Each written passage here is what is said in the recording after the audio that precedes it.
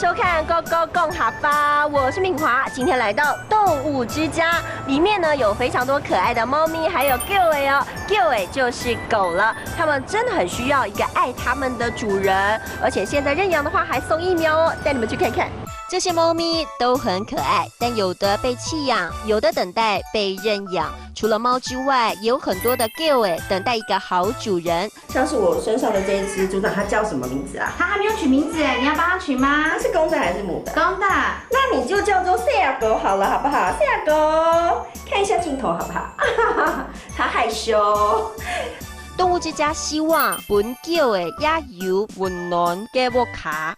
幸福转运站就是希望呢，让我们流浪的猫咪还有 Gilly 狗狗都能够有温暖的家哦，对不对，组长？对。那台北市呢，动保处从102年就成立台北市幸福转运站，那希望能结合动物医院、宠物店，还有就是社区，还有协会，还有志工的帮忙，能帮我们台北市动物之家的可爱的毛小孩都能找一个快乐的家，然后他能快乐的过年这样。真的，因为像现在呢，光是台北市啊收容的猫咪啊跟狗狗其实数量非常的多，尤其像是 Gilly 狗狗呢，大概就有2-3千只，而猫咪呢，大概收容多少？每年大概会有收容1-2千的猫咪。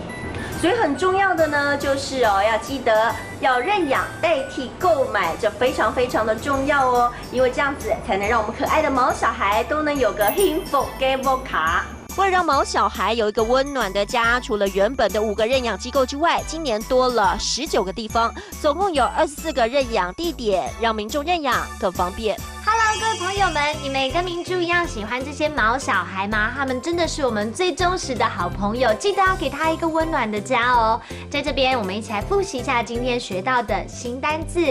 来看到第一个单字就是狗狗 ，Gilly。第二个就是幸福 ，Hembo。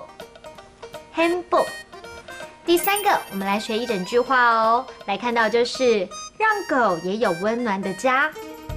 本狗的也有温暖嘅屋卡。本狗的也有温暖嘅屋卡。这样都有学会了吗？记得给狗狗有一个温暖的家哦。我们下次见了，拜拜。